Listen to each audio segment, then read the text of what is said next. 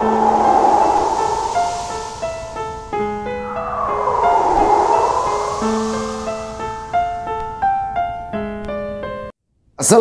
warahmatullahi wabarakatuh. Selamat malam teman-teman semua. Selamat datang kembali di channel kesayangan kita, channel Ilo Ekstrim.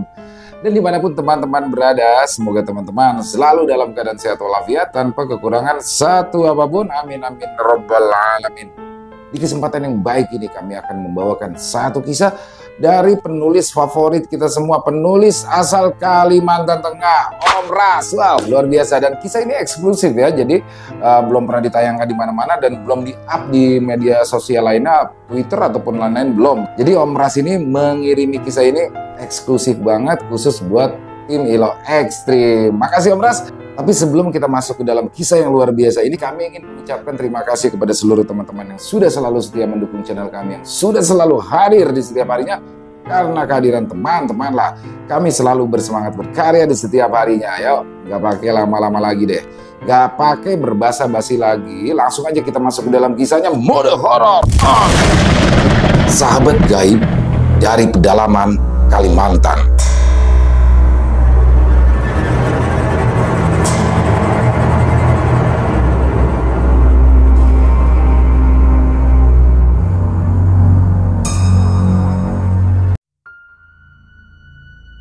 Kalimantan Selatan, sekitaran tahun 1979. Anak itu bernama Hamli. Dia adalah seorang anak laki-laki berusia 2 tahun, berwajah tampan dengan bulu mata lentik dan bola mata berwarna coklat yang indah. Dia adalah anak dari pasangan suami istri Siti Jumina dan Ahmad Ramdan. Dulu, saat Hamli masih berusia 20 hari, ia pernah berpindah tempat dengan sendirinya dari ayunan dan tiba-tiba ada di sebelah ibunya. Padahal di tengah-tengah mereka pada saat itu ada nenek Hamli yang ikut tidur di dalam kelambu yang sama. Maklumlah, zaman dulu, jika ada istri yang baru saja habis melahirkan, maka sang suami tidak diperbolehkan untuk tidur di dalam kelambu yang sama. Karena katanya takut kalau si suami hilaf dan melakukan hubungan bersama istrinya. Itu bisa berbahaya bagi kesehatan ibu si bayi. Konon si istri bisa terkena kalalah laki yang parahnya bisa menyebabkan kematian. Maka dari itu, orang tua si istri biasanya akan ikut tidur bersama anak dan cucunya di dalam kelambu yang sama hingga 1 tahun lamanya. Setelah 1 tahun, barulah si istri boleh tidur kembali bersama suaminya. Menurut salah seorang guru tempat neneknya Hamli bertanya, konon katanya Hamli dipindahkan oleh sosok jin. Namun jin itu tidaklah jahat, ia hanya membantu memindahkan Hamli yang pada saat itu menangis ingin menyusu ke dekat ibunya. Karena nenek Hamli pada saat itu tidak kunjung bangun dari tidurnya. Kejadian kedua terjadi saat usia Hamli 6 bulan. Saat Hamli sedang lincah-lincahnya berguling-guling, kebetulan daerah tempat tinggal mereka pada saat itu rawan banjir. Jadi tempat tidur pun dibuat lebih tinggi. Pada waktu itu, ibunya Hamli sedang mencuci piring di dapur sementara nenek dan juga ayahnya pergi ke sawah. Sebelum ditinggal sang ibu mencuci piring, di samping Hamli memang sudah dihalangi dengan bantal-bantal supaya bayi berusia 6 bulan itu tidak bisa berguling. Namun entah bagaimana, yang pasti setelah ibunya selesai mencuci piring, ia melihat Hamli sudah berada di lantai sambil tengkurap. Sesekali bibir mungilnya tersenyum melihat ke arah depan. Saat itu ibunya langsung menggendong Hamli dan membawanya keluar rumah. 2 hari setelah itu, sang nenek pun meminta bantuan kepada salah satu orang agar rumah mereka dipagari dari makhluk-makhluk tak kasat mata agar kejadian-kejadian aneh pada Hamli tidak terulang lagi. Kata orang yang sudah membantu memagari rumah mereka itu, Hamli ini mempunyai daya tarik tersendiri sehingga membuat bangsa jin sangat menyukainya. Bahkan sejak ia masih berada di dalam kandungan pun sudah ada beberapa jin yang mengikutinya. Mendengar perkataan dari orang itu tentu saja membuat orang tua dan neneknya takut kalau suatu saat Hamli akan dibawa oleh jin-jin yang menyukainya itu. Sampai Hamli berusia 1,5 tahun, semuanya masih nampak aman. Tak ada lagi kejadian-kejadian aneh. Tetapi ketika usianya mulai memasuki 2 tahun di tahun 1979 itu, Hamli pun mulai menunjukkan keanehan-keanehan. Ia terlihat sering berbicara seorang diri, bermain pun selalu di sudut yang gelap. Orang tuanya tentu saja tidak membiarkan Hamli terus-terusan seperti itu. Mereka pun mulai menyuruh Hamli untuk bermain bersama anak-anak tetangga. Pokoknya, setiap kali Hamli ingin bermain sendiri, sang ibu selalu membawanya keluar rumah untuk menyuruhnya bermain bersama anak-anak yang lain. Pada saat usianya menginjak 4 tahun, ibunya meninggal dunia. Kata neneknya, ibunya ini meninggal karena kapuhunan. Sebab waktu itu, ketika ibu Hamli mengantarkan makanan untuk ayahnya Hamli yang berada di sawah, ia belum makan. Dan ketika ditawari, ibunya menolak. Kebetulan, makanan hari itu adalah sup singkong, bahkan kopinya yang baru dibuat pun belum sempat diminum. Alasannya, mumpung Hamli masih tidur, jadi ibunya pun bisa segera mengantarkan makanan untuk sang suami.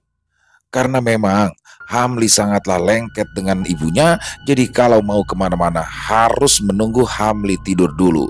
Namun malang, saat dalam perjalanan mengantarkan makanan itulah ibunya Hamli dipatuk ular, hingga pada akhirnya meninggal dunia. Ibunya Hamli ditemukan dalam keadaan yang sudah tidak bernyawa oleh seorang pendarap.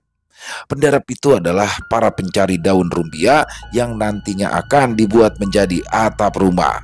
Zaman dulu, hampir semua atap rumah itu terbuat dari daun ataupun sirap. Cuma kalau sirap ini yang memakainya adalah golongan orang-orang berada. Maka dari itu, atap dari daun rumbia ini sangat-sangat laku dijual. Kalau sekarang, atap daun rumbia sudah tergantikan dengan seng dan lain-lain.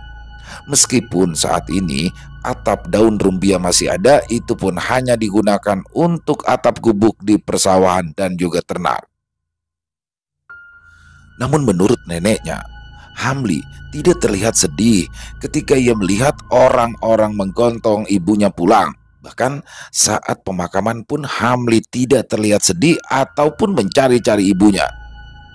3 hari setelah ibunya Hamli meninggal dunia, malam itu Hamli tidur bersama neneknya, sedangkan sang ayah masih sangat bersedih atas meninggal dunianya sang istri. Jangankan untuk mengurus Hamli, dirinya sendiri pun tak terurus. Bahkan ayahnya sampai tidak mau makan, ayahnya hanya menangis dan mengurung diri di dalam kamar.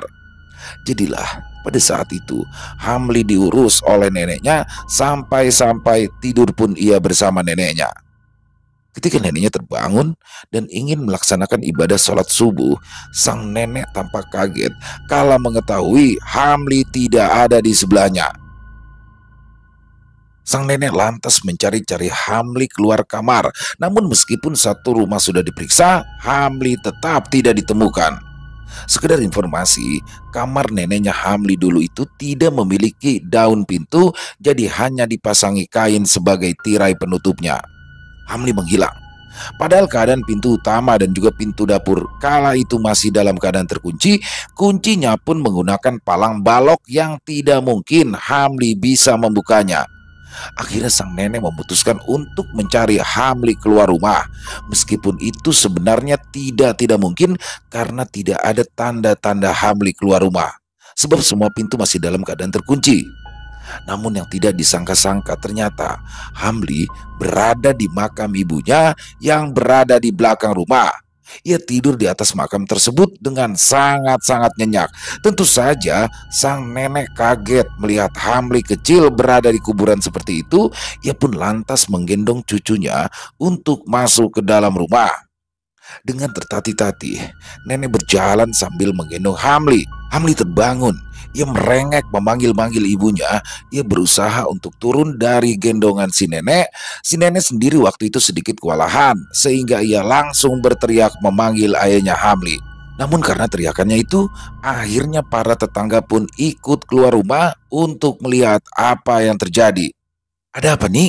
tanya salah satu tetangga begitu mereka sampai di teras rumah neneknya Hamli. "Tidak, bukan apa-apa. Aku kaget melihat ular tadi melintas di depan pintu," jawab neneknya Hamli berbohong. Kebetulan, sebelum para tetangga mereka datang tadi, ayah Hamli sudah lebih dulu keluar dan mengambil Hamli dari gendongan sang nenek. Tetangga-tetangga yang berdatangan membantu untuk memeriksa sekeliling rumah, mereka takut kalau saja ular yang dilihat oleh neneknya Hamli tadi masuk ke dalam rumah. "Ada apa, Mak?" tanya ayahnya Hamli begitu mereka berada di dalam rumah. "Hamli, Hamli tadi berada di kuburan. Dia tidur di atas kuburan itu, alis ram dan mengkerut." "Hah, bagaimana bisa? Pintu dapur dan pintu luar dikunci kan?" "Iya, entahlah nak. Uma sendiri pun tidak tahu bagaimana dia bisa keluar rumah. Kamu tahu sendiri kan bagaimana anakmu ini." Ramdan terdiam. Ia lantas masuk ke dalam kamar ibunya, dan ketika jendela yang ada di dalam kamar tersebut didorong, jendelanya langsung terbuka. "Ah, jendelanya lupa Uma kunci ya. Kemungkinan saja Hamli keluar lewat jendela ini," ujar Ramdan. Memang jendela mereka itu hanya 1,5 meter tingginya dari tanah. Tapi apa mungkin Hamli keluar lewat jendela itu tanpa bantuan? Rasanya mustahil jika anak usia 4 tahun bisa keluar dari jendela tersebut. "Mak, Uma, sini mak," tangis Hamli seraya menuju ke arah jendela, membuat Ramdan dan sang ibu mertua pun saling bertatapan satu sama lain.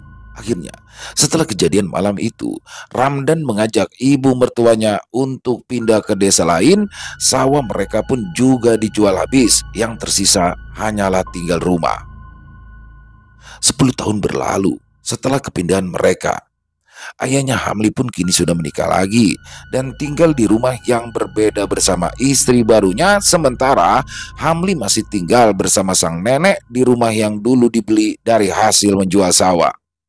Sehari-harinya Hamli membantu sang nenek berjualan di pasar, dan di sore harinya ia pergi memancing ke sungai yang berjarak 2 kilometer dari rumahnya. Di sini, tanpa sepengetahuan sang nenek, Hamli menjalin pertemanan dengan seseorang. Hamli juga selalu meluangkan waktu untuk bermain bersama temannya. Temannya Hamli ini adalah seorang gadis sebayanya yang selalu menunggunya di pinggir sungai. Hamli sendiri sebenarnya sudah tahu kalau gadis itu bukanlah manusia, namun ia tetap mau berteman karena menurutnya sosok tersebut tidaklah jahat. Bahkan beberapa kali sosok itu pernah membantunya ketika Hamli dijahili oleh beberapa anak yang terkenal nakal. "Sarah, Sarah!" panggil Hamli begitu ia sampai di sungai.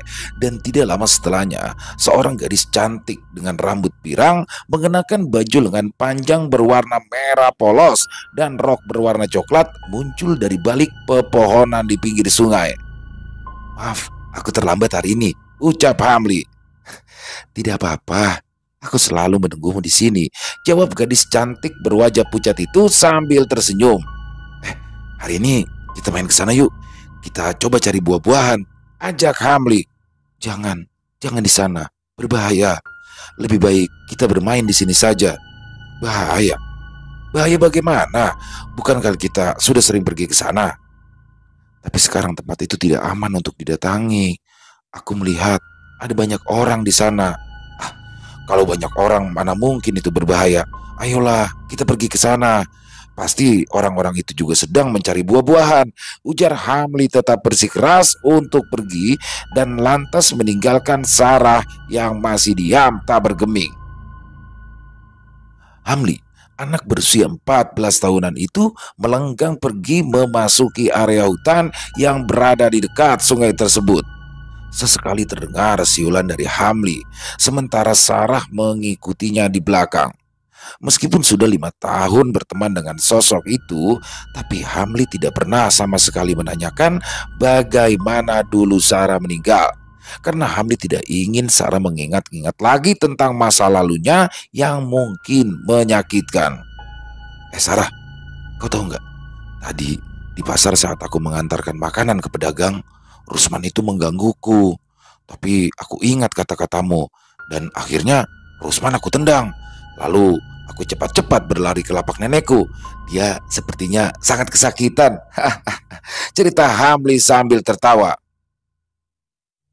Hamli, ya ada apa Sarah? Tanya Hamli seraya menengok ke arah belakang.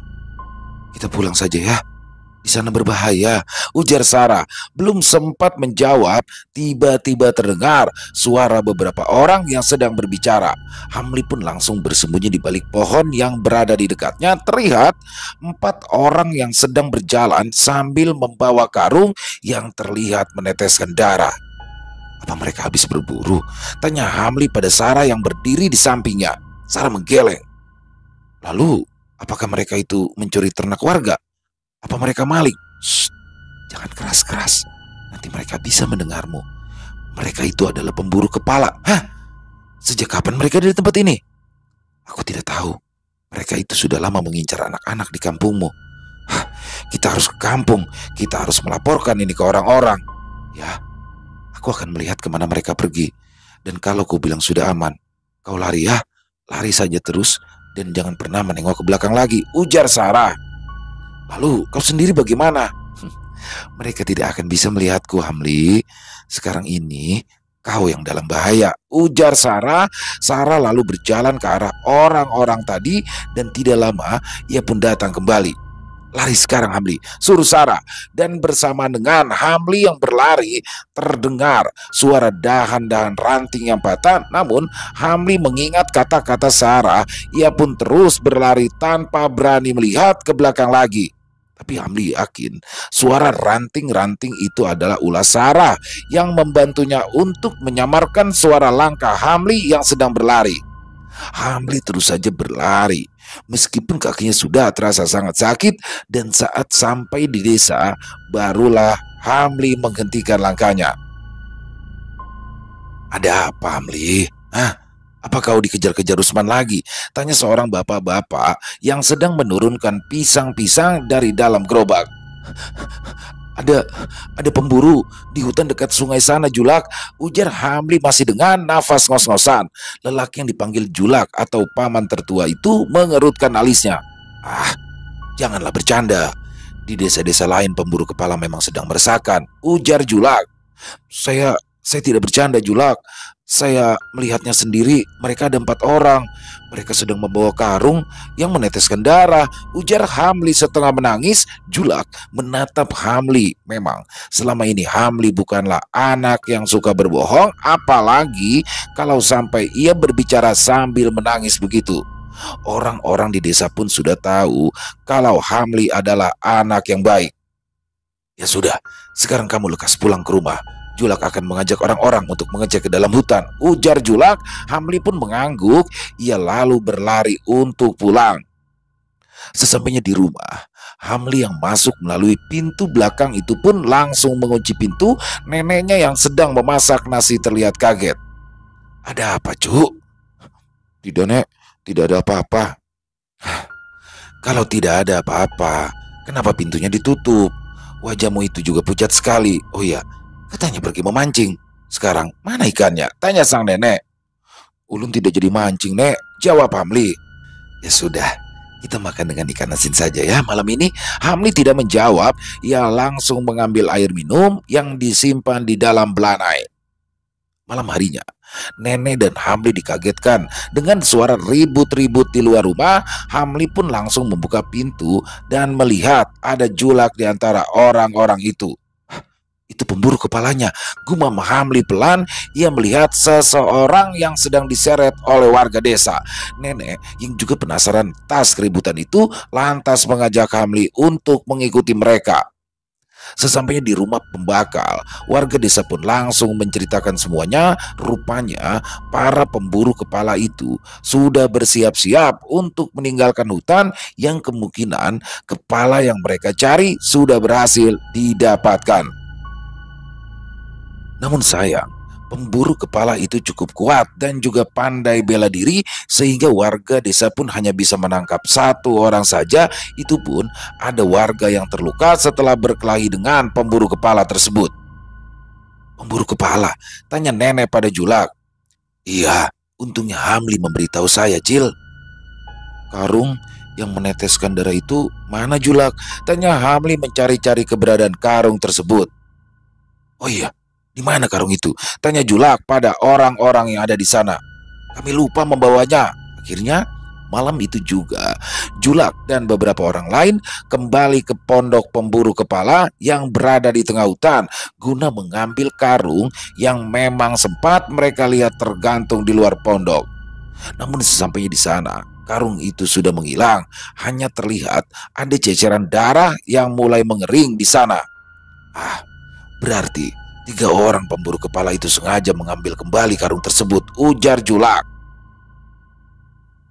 Di keesokan harinya, orang-orang di desa pun dihebohkan dengan kasus pemburu kepala yang tertangkap itu. Rusman itu menghilang. Ibunya menangis terus di rumah pembakal. Cerita Mansur pada temannya, namun Hamli yang berada di situ pun tentu ikut mendengarnya. Apa jangan-jangan Rusman adalah korban pemburu kepala itu ya? Batin Hamli. Dan hari itu warga desa pun tidak ada yang berkegiatan. Mereka semua bersatu untuk membantu dalam pencarian Rusman yang menghilang. Sementara pemburu kepala yang berhasil ditangkap itu masih dikurung di dalam rumah pembakal untuk ditanyai lebih lanjut tentang kemana ketiga temannya pergi. Hari itu Hamli pun ikut serta dalam pencarian. Meskipun ia tidak ikut bersama rombongan Julak dan warga lain, Hamli terlebih dahulu menemui Sarah di pinggiran sungai. Lalu kemudian mereka berdua pun menelusuri hutan untuk ikut membantu dalam pencarian. Ayo, ikuti aku. Aku tahu dia di mana, ujar Sarah. Hamli pun lantas mengikuti Sarah dari arah belakang. Mereka masuk jauh ke dalam hutan. Tidak lama kemudian, Sarah berhenti dan ia menunjuk ke arah gundukan panjang yang ditutupi oleh dedaunan kering dan juga ranting. Ada apa di situ? Tanya Hamli. Dia ada di bawah timbunan daun-daun itu. Hamli lalu mengerutkan alisnya. Ia berniat untuk mengecek sendiri, namun langkahnya dihalangi oleh Sarah. Jangan dilihat. Lebih baik kau panggil orang-orang untuk mengambil jasadnya, ujar Sarah. Hamli mengangguk lalu ia berlari kembali ke pinggir sungai. Saat masih berlari, tiba-tiba dari arah depan terlihat beberapa warga yang sedang mencari Rusman. Kenapa kamu masuk ke dalam hutan? 3 pemburu kepala itu masih berkeliaran. Harusnya kamu jangan masuk ke dalam hutan sendirian. Bahaya. Rusman ada di sana, ujar Hamli seraya menunjuk ke dalam hutan. Apa kamu yakin? Iya, saya yakin. Beberapa orang itu pun akhirnya ikut masuk lebih ke dalam hutan tersebut. Mereka mengikuti Hamli dari arah belakang. Setibanya di gundukan panjang yang tertutupi daun-daun kering itu, orang-orang tadi pun langsung memeriksanya dan ternyata benar saja sebuah tubuh tanpa kepala tergeletak di sana. Bahkan luka di lehernya mulai dikerubungi hewan kecil. Hamli yang melihat langsung penampakan jasad Rusman itu langsung terduduk. Ia sangat ketakutan saat itu, bahkan diajak bicara pun Hamli tak bisa menjawab. Kan sudah kubilang, kamu itu jangan melihat jasadnya, ujar Sarah kala itu. Hamli sakit selama berhari-hari karena saking traumanya melihat mayat untuk pertama kali dalam hidupnya. Mungkin kalau keadaan mayat itu baik-baik saja, Hamli pun tak akan sampai setrauma itu.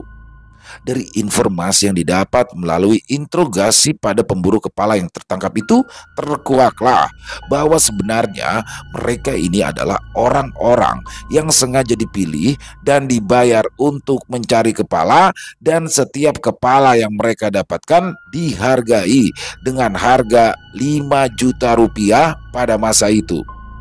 Entah, mungkin berpura-pura, tapi pemburu kepala itu sendiri pun mengaku tidak tahu untuk apa sebenarnya kepala-kepala tersebut. Dugaan warga, kepala-kepala itu akan digunakan sebagai tumbal proyek yang berguna untuk memperkokoh proyek yang sedang mereka kerjakan, seperti jembatan, jalan, dan lain-lain. Jasad Rusman pun pada waktu itu terpaksa dimakamkan tanpa bagian kepala. Bahkan sampai saat ini kepala Rusman tidak pernah ditemukan.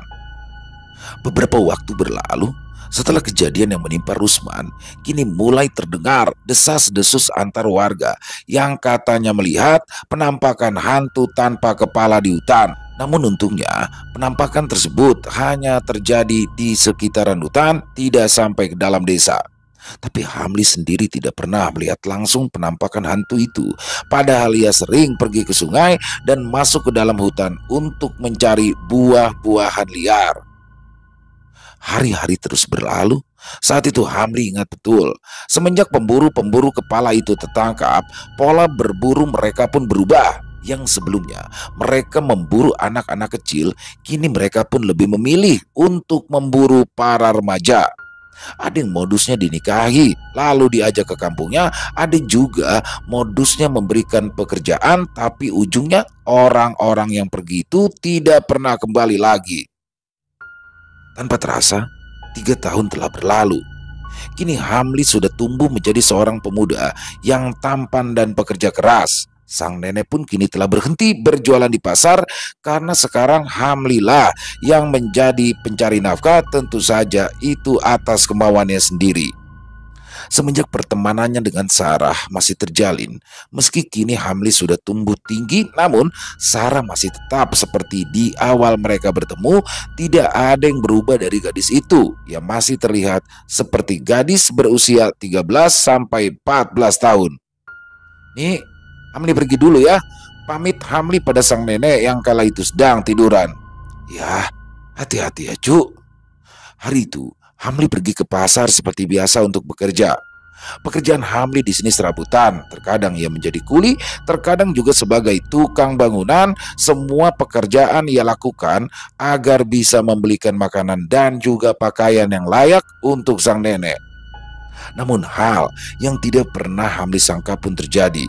Sore itu, saat ia baru sampai di depan rumah, sambil menenteng 2 plastik berisi ikan masak dan kue kesukaan neneknya, ia terpaku melihat banyak tetangganya berkumpul di rumah. Di sana juga ada ayahnya yang terlihat bersedih. Hamli berjalan pelan. Ia masuk ke dalam rumah dan melihat beberapa tetangga sedang membacakan surah Yasin di depan jenazah yang sudah terbujur kaku yang ditutupi bahalai atau kain jarik. Hamli terduduk, tangannya bergetar. Ia terus menggigit bibirnya agar tangisnya tidak pecah. Namun tak peduli seberapa kuat ia menahan tangisnya, air matanya tetap mengalir kala ia melihat wajah jenazah itu yang tidak lain adalah nenek kesayangannya.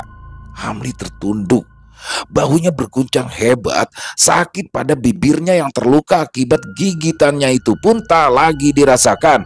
Ayahnya langsung memeluknya saat itu. Sudah, ikhlaskan nenekmu, jangan sampai air matamu mengenai tubuhnya, ujar ayahnya. Dunia Hamli terasa hancur berantakan setelah kepergian sang nenek. Tak ada lagi suara lembut neneknya saat menyuruh Hamli makan. Tak ada lagi omelan kecil neneknya saat Hamli melakukan kesalahan. Dan tentu saja tidak ada lagi yang menyayanginya seperti nenek menyayangi Hamli selama ini. Hamli, panggil Sarah dari halaman rumah Hamli. Kebetulan saat itu Hamli sedang duduk-duduk di teras rumahnya sambil melamun. Sarah, masuklah. Sarah melangkah. Ia mendekati Hamli. Ia mengedarkan pandangan ke sekeliling tempat itu. Ya, walaupun mereka sudah cukup lama bersahabat, tapi Sarah tidak pernah ke rumah itu di saat neneknya Hamli masih hidup dulu. Karena Sarah pun tahu kalau neneknya Hamli melarang cucunya itu untuk berteman dengan yang tak kasat mata. Meninggalnya nenekmu bukan akhir dari hidupmu, Hamli. Perjalananmu masih panjang. Ayo, teruslah jalan hidupmu. Kan masih ada aku yang selalu ada untukmu. Dan aku tidak akan pernah meninggalkanmu. Mulai sekarang, berjanjilah untuk terus berbahagia. Karena aku yakin nenekmu pun punya pikiran yang sama denganku, ujar Sarah. Kalau hanya sekedar berbicara itu mudah, Sarah. Tapi aku yang menjalaninya tidaklah semudah itu. Iya, aku tahu. Tapi kamu harus berusaha dan mencoba. Hidup itu terlalu singkat jika hanya diisi dengan duka ataupun kesedihan. Kau dilahirkan bukan untuk bersedih selamanya, Hamli. Aku saja ingin mengulang kembali hidup ini. Andai aku bisa, aku akan menghiasi perjalanan hidupku dengan penuh sukacita. Sayang, aku tidak bisa melakukan itu. Tapi kamu bisa, Hamli. Kamu bisa. Kamu bisa melakukan semua yang ingin kamu lakukan. Hamli menghela nafas panjang. Ia menatap wajah pucat gadis itu, lalu ia tersenyum. Aku tidak bisa melupakan nenekku, Sarah. Hamli, kamu tidak harus melupakan nenekmu dan kenangan kalian untuk bisa bahagia, Hamli. Hamli mengangguk, ia tersenyum pada Sarah yang masih terus menatapnya. Hari-hari pun berlalu. Kini Sarah selalu berada di dekat Hamli. Ia selalu menjaga dan menghibur sahabatnya itu hingga suatu hari. Setelah 40 hari meninggal dunianya sang nenek, Hamli diajak oleh ayahnya untuk tinggal bersama di rumah baru sang ayah. Di sini tentu saja Hamli menolak. Ia beralasan ingin pergi merantau ke kota seorang diri demi mencari pengalaman dan juga pekerjaan baru. Ayahnya pun mengizinkan. Mengingat usia Hamli yang dirasa sudah cukup dewasa untuk pergi merantau, ayahnya juga berpesan untuk tetap menjaga sopan santun dimanapun kakinya melangkah nanti. Memangnya kamu mau pergi kemana? Tanya Sarah malam itu. Kan kau sendiri yang mengatakan kalau aku bisa melakukan apapun yang aku mau. Ya jadi aku akan melakukan apapun yang aku mau sekarang. Iya, tapi kau mau kemana? Apa kau akan pergi meninggalkanku? Oh tidak, aku akan membawamu. Kalau memang kau mau ikut bersamaku, apa bisa? Aku, aku tidak pernah mencoba, tapi aku mau ikut bersamamu. Kita itu sahabat. Sahabat itu tidak boleh saling meninggalkan, bukan? Ya, kita akan bersamanya selamanya. Sampai aku mati nantinya. Sarah menatap Hamli. Jangan-jangan kau ingin mengakhiri hidupmu? Ah, bicara apa kau ini, Sarah? Aku itu hanya ingin pergi merantau, bukanlah bunuh diri. Jawab Hamli sembari tertawa. Sarah pun ikut tertawa. Lalu tiba-tiba ia menatap Hamli dengan serius. Kalau suatu saat nanti kamu harus menikah, apakah kamu akan menjauhi aku? Ah, kau ini. Aku saja belum memikirkan tentang perempuan. Sekarang ini aku hanya ingin fokus untuk mencari kebahagiaan. Jikalau memang suatu hari nanti aku bertemu jodohku, aku berjanji tidak akan pernah menjauhi, apalagi sampai meninggalkanmu. Ingat, kita ini sahabat, dan sahabat tidak akan pernah saling meninggalkan, bukan? Sarah mengangguk dengan bibir tersenyum. Hari-hari berlalu hingga tibalah waktunya bagi Hamli untuk pergi. Ia berangkat dengan menaiki kapal bersama seorang lelaki berusia 30 tahunan dari desanya. Kebetulan lelaki itu bekerja sebagai penambang emas di Kalimantan Tengah. Dialah yang mengajak Hamli untuk pergi ikut bekerja bersamanya. Akhirnya mereka pun sampai di pelabuhan, dan dari pelabuhan itu mereka pun harus naik lagi ke atas. Karena memang tempat yang akan mereka tuju itu berada di atas pegunungan. Hamli tak banyak tanya, bahkan ia dan Sarah sepertinya sangat menikmati suasana baru itu. Mereka melintasi tebing-tebing yang di sisi-sisinya adalah jurang yang dalam.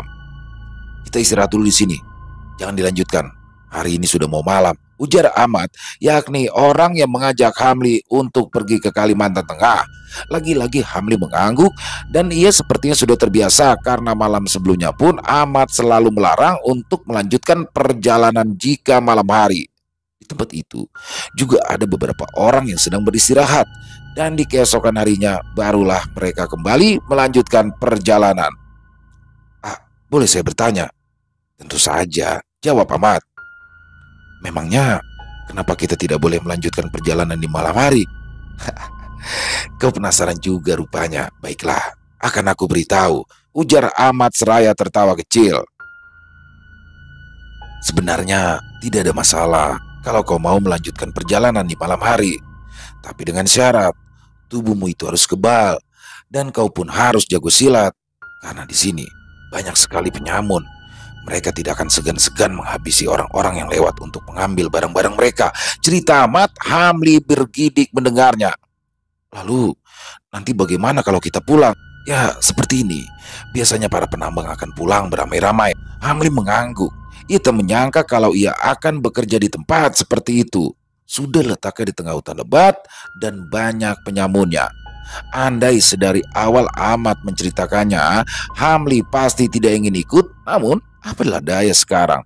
Mau tak mau ia tetap harus bekerja di sana setidaknya sampai ia mendapatkan uang untuk pulang. Sore itu, setelah 3 hari lamanya mereka berjalan kaki, akhirnya mereka pun sampai dengan selamat di tempat tujuan. Ahmad lalu mengajak Hamli masuk ke dalam rumah berukuran 5 kali 7 meter. Ternyata rumah itu adalah tempat para penambang beristirahat, namun saat itu tidak ada siapa-siapa di sana. Istirahat dulu, besok kita sudah mulai bekerja, ujar Ahmad. Hamli mengangguk. Di sana tak ada kasur untuk rebahan, bahkan alas seperti tikar pun tak ada. Lantai rumah itu juga terlihat kotor dan penuh dengan pasir. Akhirnya, mau tak mau, Hamli menyapu dan membersihkan lantai rumah tersebut terlebih dahulu sebelum mereka beristirahat. Sementara Ahmad sudah tertidur lelap. Setelah lantai itu bersih, barulah Hamli bisa tidur. Setidaknya lantai yang digunakan untuk tidur itu tidak kotor, walaupun tanpa ada kasur dan juga tikar. Pagi-pagi sekali, Hamli sudah terbangun. Begitu juga dengan Ahmad yang ternyata sudah bersiap-siap untuk pergi. Setelah ini kita kemana, A? Tanya Hamli. Kita ke tambang. Kita akan menggantikan pekerja yang lain. Dan kita akan tidur di sana. Jadi bawa saja barang-barangmu, ujar Ahmad. Hamli pun mengangguk. Setelah itu mereka pun berangkat. Hamli tampak terheran-heran kalau melihat suasana pertambangan emas itu, banyak orang-orang yang berada di sana. Apa ini semua teman-teman Ahmad? Tanya Hamli. Oh bukan, lubang tambang yang sedang kami jaga itu ya cuma ini. Kalau yang lainnya itu bukan punya kita. Tetap berhati-hati ya, karena di sini banyak ular di antara puluhan belut, ujar Ahmad. Lagi-lagi Hamli hanya mengangguk. Setelah berkenalan, teman-teman Ahmad yang berjumlah 4 orang itu pun kemudian pamit. Kini tinggallah Ahmad dan Hamli yang berada di sana. Di sana, Hamli diajari oleh Ahmad untuk melakukan pekerjaannya. Selain itu, Hamli juga mendapatkan tugas untuk memasak. Enak sekali dia ya, menyuruh-nyuruhmu untuk melakukan pekerjaan-pekerjaan seperti ini. Seharusnya memasak itu bergiliran dan mencuci pakaian itu tugas masing-masing, ujar Sarah. Ah, sudahlah, aku tidak masalah mengerjakan semua ini karena aku juga tidak akan selamanya kan bekerja di sini. Kalau nanti aku sudah dapat uang, aku akan berhenti. Ya, betul. Di sini terlalu mengerikan, ujar Sarah. Kau pun takut dengan penyamun kah? Tidak, tapi ada banyak orang-orang yang mati berdarah di sini dan ada beberapa yang ingin mencoba mendekatimu. Sudahlah Sarah, tak usah khawatir. Selagi mereka tidak mengganggu, aku tidak masalah. Saat Hamli sedang menyemur pakaian yang baru selesai ia cuci tadi, tiba-tiba terlihat beberapa orang lewat di depan rumah itu. Mereka membawa tandu dan ada seseorang yang terus merintih kesakitan berada di atas tandu tersebut. Dia kenapa? Tanya Hamli pada salah satu orang yang lewat. Kena serang penyamun. Emasnya habis diambil. Hamli refleks menutup mulut dengan tangannya. Ia melihat rombongan orang-orang tersebut dengan tatapan takut dan juga khawatir. Didorong oleh rasa khawatir dan penasaran, akhirnya Hamli meninggalkan jemurannya. Kemudian ia berlari mengikuti orang-orang itu. Mereka membawa korban penyamun tersebut ke sebuah rumah. Hamli meringis saat melihat bagian tangan orang itu yang hampir terputus. Orang itu diletakkan pelan-pelan di atas lantai dan oleh seorang lelaki berperawakan kurus dengan rambut panjang acak-acakan. Orang yang terluka itu lalu diberikan minuman dari dalam sebuah botol kecil. Hamli, panggil seseorang pada Hamli. Iya, jawab Hamli seraya berlari menghampiri Ahmad. Sedang apa kamu di situ? Tanya Ahmad seraya merangkul bahu Hamli lalu mengajaknya pergi. Itu ada yang terluka, diserang penyamun katanya. Itu sudah biasa. Rumah itu adalah rumah Amang Pandak, pemilik minyak bintang yang sering membantu orang-orang terluka dan hampir mati akibat berkelahi maupun kena serangan penyamun. Sebaiknya kau jangan dekat-dekat dengan orang-orang yang ada di rumah itu. Memangnya kenapa, Ahmad menarik nafas panjang. Tidak ada alasan khusus, tapi ingat, Tujuanmu kemari untuk apa? Dan ingat, apa yang pernah kukatakan padamu tentang banyak ular yang membaur dengan belut di sini. Jadi, kau harus benar-benar memilih untuk berteman. Kau paham maksudku kan? Hamli mengangguk. Seminggu pun berlalu. Saat itu, Hamli sedang membersihkan rumah yang digunakan untuk mereka tidur. Mereka tidak tidur bersama-sama di rumah itu, melainkan bergilir. Mereka mendapatkan jatah setiap 2 hari untuk bisa tidur dengan tenang di dalam rumah tersebut. Selama hampir 1 bulan Hamli berada di sana. Syukurnya tidak ada hal-hal buruk yang terjadi pada ia dan juga teman-temannya. Namun tetap saja Hamli selalu merasa was-was. Ia takut dengan cerita orang-orang yang pernah diserang oleh kelompok penyamun. Saat itu Ahmad dan 3 orang teman kerja mereka pulang ke rumah. Ahmad masuk ke dalam rumah. Ia langsung menutup pintu. Hamli terlihat kebingungan. Namun ketika Ahmad mengeluarkan benda berwarna kuning seukuran kepalan tangan orang dewasa, matanya langsung melotot. Kaki Hamli terasa lemas. Itu Mas A, tanya Hamli. Shh, jangan berisik. Nanti ada yang dengar. Kalian tahu, kita akan dapat banyak uang dari hasil penjualan emas ini. Ini keberuntungan kita. Kita beruntung, ujar Ahmad setengah berbisik. Hamli, bersiap-siaplah. Besok kau ikut denganku. Kita akan menjual emas ini, ujar Ahmad. Tapi sudah, jangan membantah. Hamli mengangguk, ia diam. Namun matanya masih melirik ke arah emas yang dipegang oleh Ahmad. Keesokan paginya, Ahmad dan 2 orang termasuk Hamli pun turun gunung. Raut wajah mereka terlihat sumringah. Rasa senangnya itu benar-benar tidak bisa disembunyikan. Berbeda dengan Hamli yang terlihat ketakutan, apalagi itu adalah pengalaman pertamanya membawa emas sebesar itu di tempat yang banyak penyamun. Ditambah lagi ia pernah melihat langsung luka dari korban keganasan para penyamun di tempat itu. Kau takut ya? Tanya Sarah yang dijawab dengan anggukan kepala oleh Hamli. Tenang saja, jangan takut. Aku ada di sini. Aku akan terus menjagamu dari orang-orang yang jahat, ujar Sarah. Saat hari sudah mulai gelap, mereka bertiga pun singgah untuk beristirahat dan berencana akan melanjutkan perjalanan di keesokan paginya. Suasana malam itu di tempat itu terasa berbeda. Tidak ada orang lain selain mereka bertiga di sana. Tidak seperti waktu Hamli datang dulu. Hamli benar-benar tidak bisa tidur. Berkali-kali ia mencoba untuk memejamkan matanya, namun tetap saja rasa takut itu membuat rasa kantuknya menghilang. Akhirnya Hamli pun disuruh berjaga oleh Ahmad. Untungnya Sarah masih tetap setia menemani Hamli. Ia juga terus bercerita tentang banyak hal, tentang bintang, hewan, dan lain-lain. Perlahan-lahan Hamli akhirnya mulai mengantuk karena mendengar cerita dari Sarah. Dan tanpa Hamli sadari, ia pun tertidur. Hamli, bangun Hamli, cepat bangun, ujar Sarah setengah berteriak. Dan saat ia terbangun, Hamli kaget melihat beberapa orang yang sudah mengelilingi mereka. Panggil Hamli mencoba membangunkan Ahmad dan temannya. Saat Ahmad terbangun pun ia tampak kaget kala melihat orang-orang itu. Berikan emas sebesar kepalan tangan itu pada kami, dan kami akan mengampuni nyawamu sebagai balasannya, ujar orang yang berdiri di paling depan seraya memperlihatkan parangnya. Wajah Hamli langsung pucat saat mendengar perkataan orang itu, dan dapat dipastikan orang tersebut adalah kelompok penyamun yang sering diceritakan orang-orang. Ahmad dan temannya itu pun lantas bangkit. Masing-masing dari keduanya langsung mencabut parang dari kumpangnya. Hamli yakin Ahmad akan melawan para penyamun tersebut. Hamli, lari! Lari! Teriak Ahmad diiringi dengan suara perkelahian yang dimulai.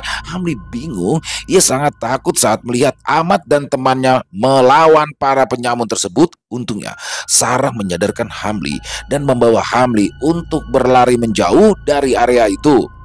Salah satu penyamun mengejar Hamli. Namun ketika mereka melewati jalanan yang di sisinya terdapat jurang, penyamun itu terjatuh. Hamli tidak tahu pasti apakah penyebabnya. Hamli hanya mendengar suara jeritan dari arah belakang. Mereka pun berhenti ketika tiba di area yang terdapat batu-batu besar.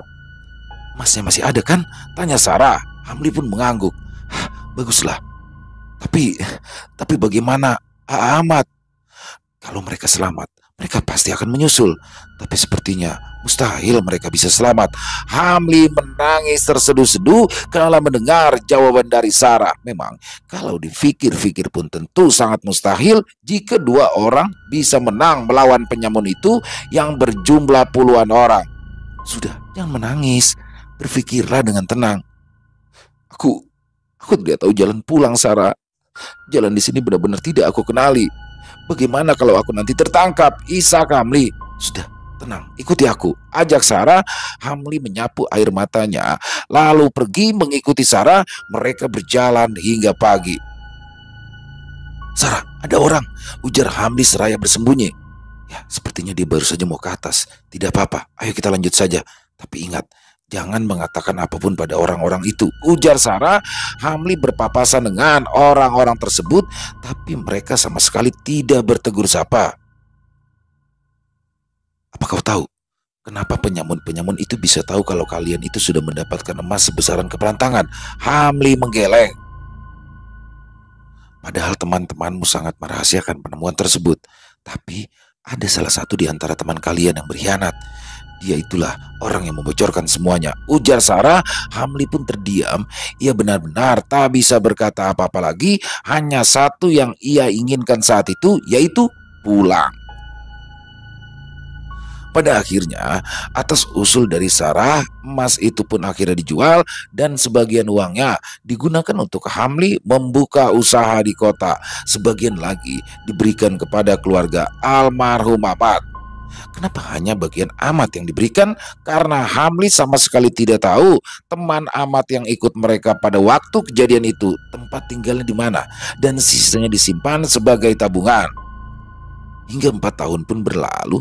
Akhirnya Hamli jatuh hati pada seorang gadis berusia 17 tahun saat itu. Hamli pun menikah dan 7 bulan setelah pernikahan mereka, istrinya hamil. Sarah, dia masih ada dan masih tetap bersama Hamli. Bahkan di rumah baru Hamli itu, Sarah pun dibuatkan kamar khusus untuknya yang dihiasi dengan pernak-pernik khas perempuan. Bahkan sampai anak Hamli lahir, Sarah kerap kali menemaninya menjaga bayi mungil itu dari makhluk-makhluk tak kasat mata yang memiliki niatan jahat. Dan untungnya, istri dari Hamli pun tidak melarang jika Hamli berteman dengan Sarah. Ia bahkan sering mengatakan jika ia juga ingin melihat wujud Sarah dan berteman dengannya, seperti Hamli yang berteman dengan sosok Sarah. Dari waktu ke waktu, usaha Hamli pun semakin maju. Tak bisa dipungkiri, ide dan saran dari Sarah memang sangat manjur dalam rangka memajukan usahanya. Karena apapun langkah yang ingin Hamli ambil, ia pasti selalu bertukar pendapat dengan istri maupun Sarah yang merupakan sahabat sejatinya tersebut. Selesai. Wow, luar biasa. Kisah yang sangat luar biasa dari Om Ras. Jadi salah satu kelebihan Om Ras yang saya suka yaitu Om Ras itu kayak bisa ngebawa kita masuk ya ke dalam suasana di pedalaman Kalimantan. Kayak kita ada di sana. Terutama yang paling saya suka adalah ketika dia masuk ke daerah tambang emas itu ya. Jadi ini perlu teman-teman ketahui bahwa di tahun-tahun itu di Kalimantan masih banyak sekali tambang-tambang liar seperti ini. Jadi ini bukan penambangan legal ya, ini penambangan ilegal yang mana mereka bekerja juga tanpa safety, tanpa izin dan segala macam. Jadi memang sangat berisiko dan pada masa itu banyak sekali para penyamun atau penyamun di sini memang maksud adalah perampok ya, yang tega bisa berani menghabisi nyawa seseorang untuk mendapatkan sesuatu yang berharga. Jadi luar biasa sekali di sini kisah Hamli sendiri ya. Kisah ini Hamli ini seperti anak indigo ya mungkin ya, dia memiliki sahabat gaib yang mana sahabat gaibnya itu selalu setia bersamanya yang bernama Sarah. Jadi memang kalau setahu saya sih gitu ya, ada beberapa pendamping yang kayak Sarah ini kan usianya masih belasan tahun, jadi sampai Hamlinya besar pun dia akan tetap segitu aja, yang nggak ikut berkembang sesuai dengan umur dari Hamli sendiri. Bahkan sampai Hamli menikah juga istrinya menerima keadaan itu dan bahkan pengen berkenalan juga ya. Ini luar biasa ya. Salah satunya juga poin yang penting yang bisa saya ambil dalam kisah ini adalah Hamli ini adalah orang yang memiliki sikap baik ya, adalah orang baik kalau menurut saya. Dan saya sangat meyakini bahwa orang baik akan selalu mendapatkan yang baik juga. Seperti yang sudah dilakukan oleh Hamli sendiri, yang mana bahkan orang-orang di saya tahu dia adalah orang yang baik dan tidak pernah berbohong, bahkan sampai dewasanya pun. Jadi ya dia berhak untuk mendapati semua kebahagiaan itu. Dan semoga kita semua tetap berusaha menjadi orang baik ya. Dan semoga juga kita semua, termasuk saya dan teman-teman semua, para pendengar kisah ILO Ekstrim, selalu diliputi oleh kebaikan dan juga kebahagiaan. Amin, amin ya rabbal alamin. Sekali lagi terima kasih Om Ras, ditunggu lagi kisah-kisah keren selanjutnya. Dan semoga saja kisah barusan bisa menemani teman-teman semua dan juga menghibur, khususnya para pecinta penikmat horor misteri. Lebih khusus lagi kepada para subscriber dari channel ILO Ekstrim. Dan silakan buat teman-teman yang mungkin punya pendapat lain ya, yang mungkin punya komentar lain, bisa dituliskan di dalam kolom komentar ataupun hanya sekedar saling menyapa. Silakan, insya Allah kami akan membalasnya satu persatu. Dan buat yang suka dengan video barusan, bisa diklik tombol like, tombol jempolnya, atau boleh juga dong di-share ya link video ini ke teman-temannya yang lain ataupun saudara-saudaranya agar juga ikut merasa terhibur. Dan buat teman-teman mungkin yang baru bergabung atau yang sudah lama bergabung ya tapi lupa ternyata belum klik tombol merah subscribe-nya, yuk klik tombol merah subscribe-nya, jangan lupa lonceng notifikasinya juga diklik agar teman-teman selalu mendapatkan notifikasi dari konten-konten yang akan kami upload selanjutnya. Untuk channel ILO Ekstrim kami upload di setiap harinya, setiap malam jam 7 malam waktu Indonesia bagian Barat. Dan buat teman-teman mungkin yang punya kisah horor misteri ya, yang diangkat dari kisah nyata, dari pengalaman pribadi, apabila mungkin berkenan dibawakan di channel kami, silakan bisa mengirimkannya ke nomor telepon yang ada di bawah sini. Dan bebas dalam bentuk tulisan boleh, dalam bentuk audio boleh, senyamannya teman-teman aja. Buat yang sudah mengirimkan kisah kami ucapkan terima kasih. Buat yang sudah mengirimkan kisah tapi belum diupload di channel kami, harap bersabar ya, karena harus ada proses penggarapan terlebih dahulu. Akhir kata, saya ILO mengucapkan permohonan maaf apabila mungkin dalam pembawaan kisahnya ada kata-kata saya yang salah ataupun ada kata-kata saya yang mungkin kurang berkenan di hati teman-teman. Saya mohon dibukakan pintu maaf yang seluas-luasnya, dan sampai berjumpa lagi di konten-konten kami selanjutnya yang pasti tidak kalah ngerinya, pasti tidak kalah seramnya. Masih bersama saya ILO di channel ILO Ekstrim. Salam sehat, sukses selalu untuk kita semua. Jangan lupa bahagia, tapi jangan pernah pura-pura bahagia. Wassalamualaikum warahmatullahi wabarakatuh.